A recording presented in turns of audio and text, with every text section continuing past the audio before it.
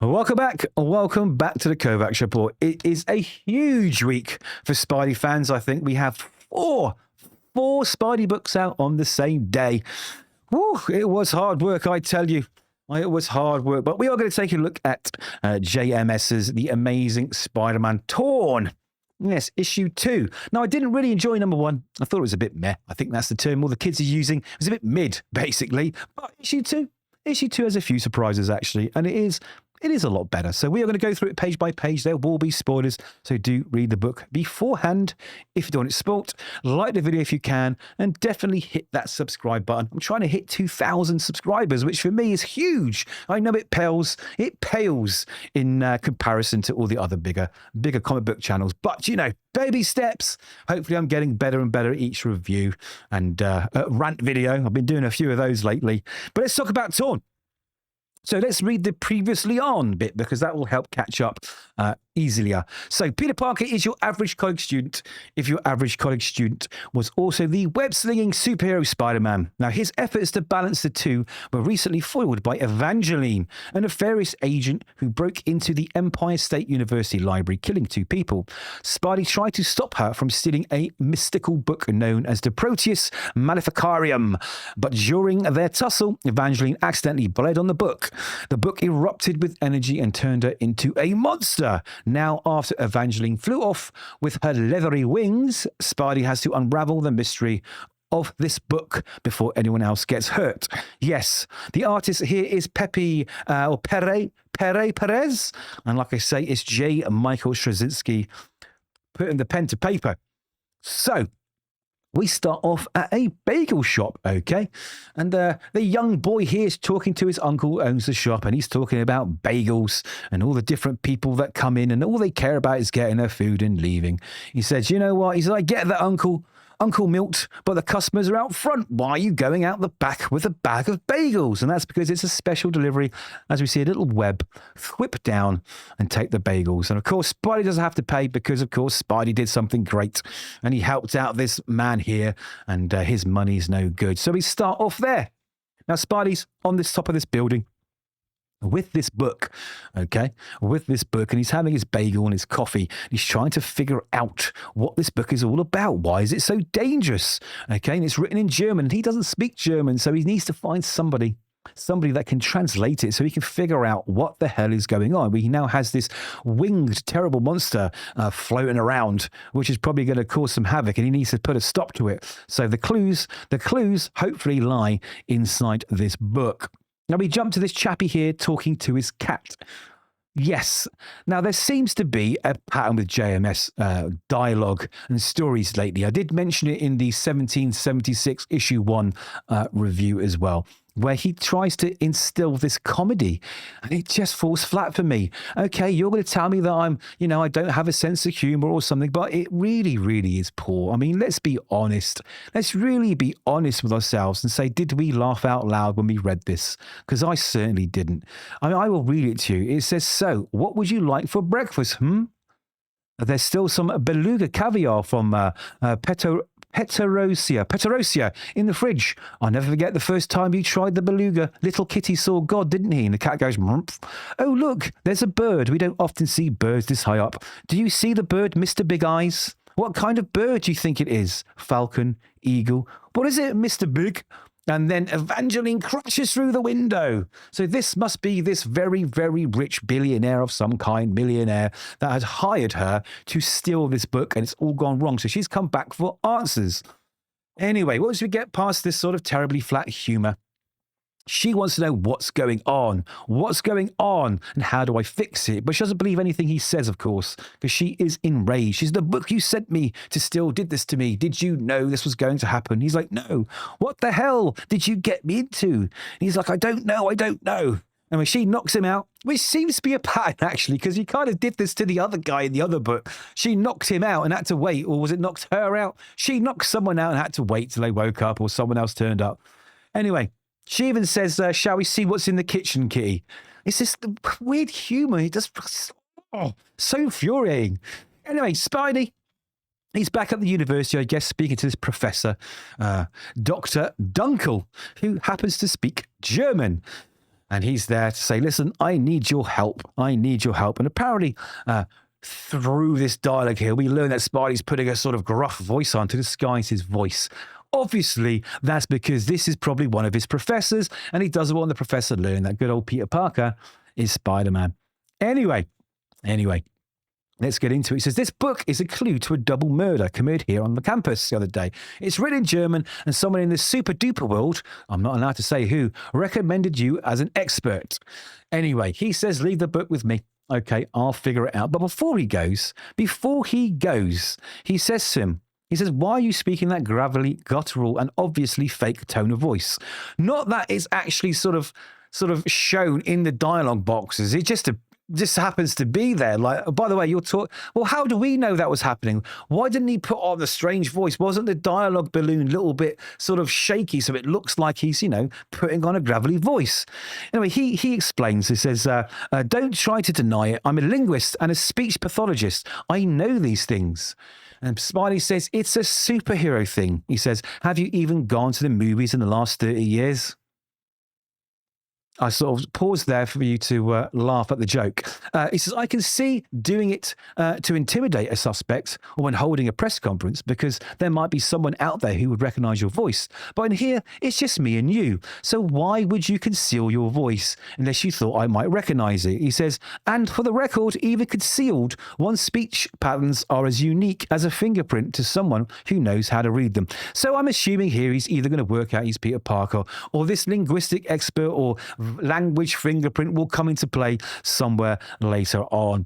Anyway, he goes to the funeral, old Pete, with the gang of the two people that died in the earlier issue. Okay, and Pete starts thinking about things. He starts thinking, he's like, maybe I could have got there 10 seconds earlier. I could have stopped the murders from happening. He says, like Dunkel said, not everyone picks up on the same hints. Even when the others didn't, I registered the first gunshot that killed Tom, but it took me a second to realize what it was. Then I had to get out of the car and across the campus. Anyway, he gets invited out for coffee with the gang, but he says, before he could do anything, Mary Jane pulls him to one side, and we get this sort of emotional moment between the two of them. Now, I think this might be a bit of fan service to show Pete and Mary Jane kind of in love, having the struggles they normally have. But for me, it kind of felt sort of forced in there. I'm not sure why. I'm not sure what this point of this was, but it's there. Anyway, they have this moment. She basically says, listen, if you care about me, just be honest about it. Like, I feel like you're pushing me away. I think you're special. If you think I'm special, show me that you mean it. Kiss me like you mean it. And they have a little kiss at the end. Okay. And of course, we've got these little white birds floating around to make it look all pretty. Now back to this criminal, I guess, who's hired Evangeline here to steal this book. And he explains it all because we get the exposition dump. Yes, it doesn't unfold naturally over a number of issues or a number of pages. We get it all whacked straight in here. It says around the 13th and 14th centuries, all these books began showing up. That was supposedly all about necromancy and spells, forbidden rites, the lesser key of Solomon, the Necrominicon, the Grimorium Verum. Owning one would get you executed in most of Europe, but none of them knew what they were dealing with or where any of this really came from. None of it was about magic or spells or necromancy. The books were written to look like that because that's all the people at the time understood. But the truth went deeper, and much, much older. An ancient advanced race once walked the earth, only to be banished without a trace before they disappeared. Some humans managed to steal their secret science, by which they might one day return. For safety, they broke that knowledge up into pieces, some of which ended up scattered through the books I mentioned. If you made a bucket of a nitroglycerin from a formula that was only 80% correct and hit it with a shovel, nothing would happen. You'd need all the necessary ingredients in the correct proportion. This book, the Proteus Maleficarum, is 100% nitroglycerin. The first recorded sighting of the Proteus was in Rome in 37 CE. Just being in the same room with it for too long drove Emperor Caligula mad. It was next cited in 3rd century Egypt, then in Syria 100 years later. In the 14th century, a scholar translated the text into German and made 3 copies. When he realized what he had done, he burned the original and would have burned the copies. But, hold on, why didn't it take you 3 copies to realize what you'd done? Because back then you had to do this by, ink and quill. It was a large, laborious task creating books back in those days. I'm pretty sure he might have figured it out before the first one, right? But anyway, maybe the book drove him mad, okay? It was only till he'd finished, that he realized what he'd done. A minor thing. But anyway, before he could finish explaining, okay, Evangeline erupts. Don't care. Why did this happen to me? I didn't even read it. He says there was a formula for becoming a servant of the ancient race. A victim is sacrificed and their blood commingled with that of the operator. When that blood was sprinkled on the book, it brought out their true shape, true heart, and true face. She's saying, can you fix it? He says, yes. Bring the book to me, and I will restore you to your prior appearance. And she says, how? I don't even know where it is. And he explains, well, you are linked, okay? You are linked. To find the book, simply follow that inclination of what remains of your soul, and it will bring you right to it, obviously leading her to Spider-Man so they can have another boring fight. Anyway, Pete returns to see old Dr. Dunkel. And he explains, it's possible I was doing some research on my own through German sources, since you said you do not speak German, or at least do not speak it well, apparently. And I found terrible things. Terrible things, such terrible things. It is not my place to tell you what to do, but if our positions were reversed, I would burn that immediately. And Pete's like, no, I cannot do that. Maybe because he feels he can save this woman, even though she's a terrible human being. Maybe. Because Pete always does the right thing, of course.